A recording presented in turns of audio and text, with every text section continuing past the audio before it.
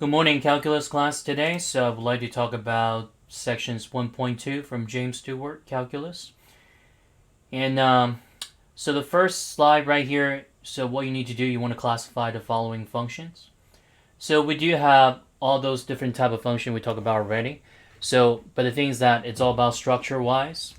So anytime that you see anything that's considered there's a variable in the denominator, it's always called a rational function. Okay, so for the first one, it's called a rational function. So normally the structure for this one, so the basic structure is considered y equals a over the quantity of x minus h plus k. Again, h and k, so this one shows that the vertical asymptote and the horizontal asymptote. And for part B, obviously it's considered trigonometric because that is dealing with cosine and sine.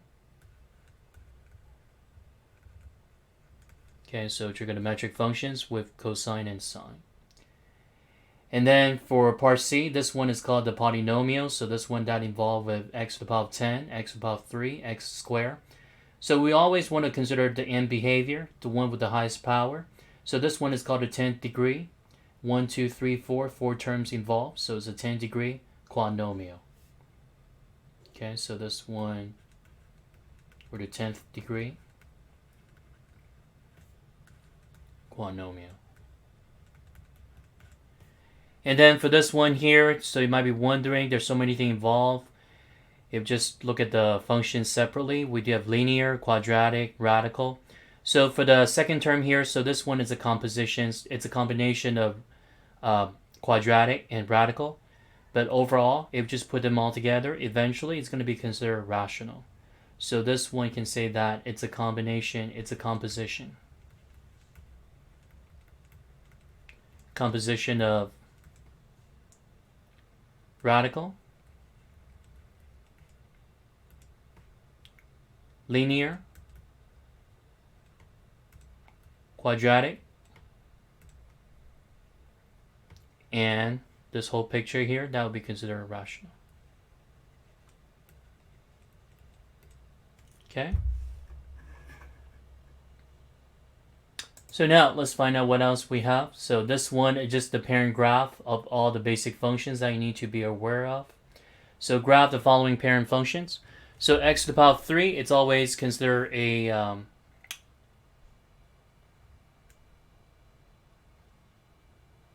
like a narrow stretchings, one hand down, one hand up curve. And then natural log of x. So natural log of x, so again, if the base is not shown, so the base is always e. And also one thing we notice that x cannot be 0 because that would be the vertical asymptote. So for the vertical asymptote, what we got here. So let me just pick a dotted line. So the vertical asymptote. And then one thing we also notice that is that natural log of 1, it's 0. And natural log of e, well, e is 2.57. So that's somewhere over here. That would be considered 1. So once you connect those dots, so it's going to be like this. And then y equals 3 to the power of x. So this one is just exponential function. 3 to the power of 0, so that would be considered 1. And this one, the structure for the exponential functions, it's always considered y equals a times b to the power of x minus h plus k. So the thing is that k, if k is not given, so that means k is 0. Again, so I need the asymptote.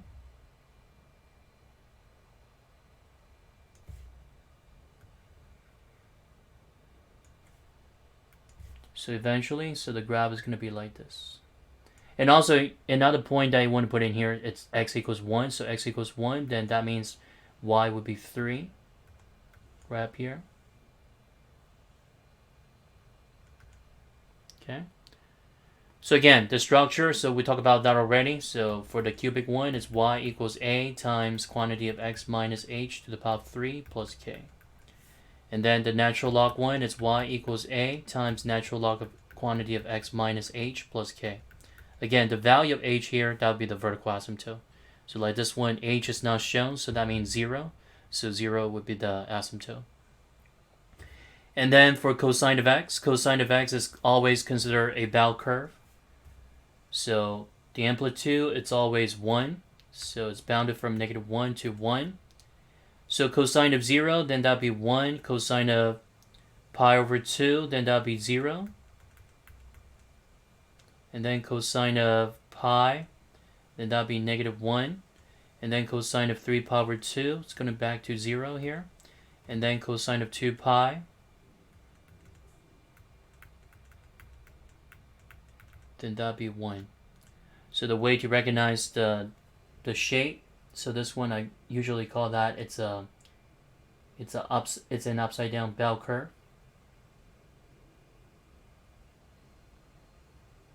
Okay, like that. And then for the tangent of x is kind of like a cubic curve. But one thing that you also need to recognize is the vertical asymptote. So the vertical asymptote, it's always starting at -pi over 2. And then the other one is pi over 2. So this one only shows one cycles of tangent curve. The rest of that is just the repetition. So the next vertical asymptote, then that will be appear at 3 pi over 2. So on the other side here, on the left-hand side, then that will be appearing on -3 pi over 2. So vertical asymptote. So again, I need to use the dotted line. Okay, so one, it's on -pi over 2. The other one is right on pi over 2. Another thing that we notice is that tangent of 0, it's always 0. Tangent of pi over 4, then that'll be 1. And then tangent of -pi over 4, then that'll be -1. Again, you see that once you connect them, so this one is just like the hand up, hand down curve, the cubic curve. And then for y equals 1 over x squared, so the denominator cannot be 0, so that means the vertical asymptote, it's right at x equals 0. So right here at x equals 0, so you'll see that a vertical asymptote. And the horizontal asymptote would be considered 0 because that the denominator has the highest power and the numerator has the least power. So anytime that you see the power in the numerator, it's less than the power in the denominator. So the horizontal asymptote, it's always y equals 0. And then you can always set up some points. So let's say that you put in -1, so then that'll be 1.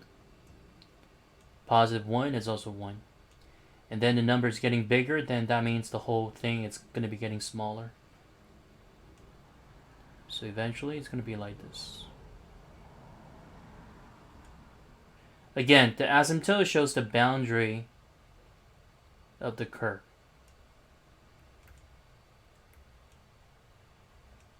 Okay, like that. Okay, so now let's see what else that we have. So for the next one, so this one you want to write a quadratic functions for the following graph. So one thing that we already talked about for the standard form of the quadratic function is always consider y equals ax squared plus bx plus c. So in terms of this parabola, so we do know that it's an upside down parabola. We do know the y-intercept, we do know the x-intercept. And also we do know the other point in the second quadrant, -2, 2. So what we can do first, we can just basically plug in a number, and then we can set up 3 different equations here. So started off with the y-intercept, so we do have y equals 1, and then a times 0 squared plus b times 0, because x is 0 here, and then plus c. So one thing that we just find out, so for the value of c, it's considered 1. Because once you multiply a and b by 0, so those terms, they just turn out to be 0. So we solve for c immediately, just by plugging that the y-intercept. And then the x-intercept. So for the x-intercept, we do have y equals 0. So we do have a times 1 quantity square plus b times 1, and then plus c, so c, which is what? Just 1. And then you try to simplify the equation, we do have, well, if we just look at that as the standard form, so then that would be considered a plus b, so that equals -1. So what I did here, I just subtract 1 on both sides, and then for the first and the second term, I just simplified it. So let's consider this one as the second equation. And now for the third one, so we can plug in negative 2 and 2. So for y equals 2, so a times negative 2 quantity square plus b times negative 2 plus c. Again, c is 1. Again, try to simplify this. So we do have 4a minus 2b. So for the 1 here, subtract 1 both sides. So we do have 2 minus 1, which is 1. Okay, so let's compare this to equation here. So the second one and the third one. So let's just name them. So the second one and the third one. So now, one thing that you notice, so what we did here, we just come up with the linear system equation.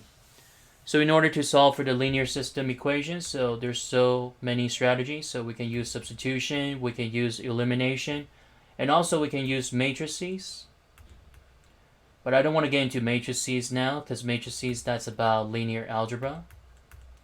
So that's another high-level math class after calculus, multivariable calculus. So now let's just use basic elimination. So in order to use eliminations, we need to end up with the same coefficients with the variable. So for the first equation, so let's say that you multiply by 4 for every term.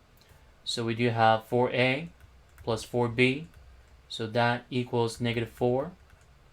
And then you just want to line up with this third equation. So the third equation is just 4a minus 2b equals 1. And then you subtract, so 4a minus 4a, so this one got canceled. So 4b minus negative 2b, so we do have 6b. And then negative 4 minus 1, so we do have negative 5. So that means b would be considered negative 5 over 6. So we solve for c, we solve for b, and then the last thing you want to do, you want to solve for a. So to solve for a, it's better to use the second equation because that looks easier. So for a, plus negative 5 over 6. So that equals negative 1. So to solve for a, we add 5 over 6 both sides. So that means a equals negative 1/6. Okay, so we solve for a, we solve for b, and then we solve for, well, we solve for c first, so and then we solve for b, and then a. And now the last thing that you want to do is just rewrite the equation. So equation would be considered y equals negative 1/6 x squared plus bx, which means that plus negative 5 over 6 or minus 5 over 6x, and then plus 1. And that would be the parabola. So the equation of the parabola here. So again, anytime they see those points, so you always want to set up the linear system equation. So the first thing that you want to find out is the y-intercept.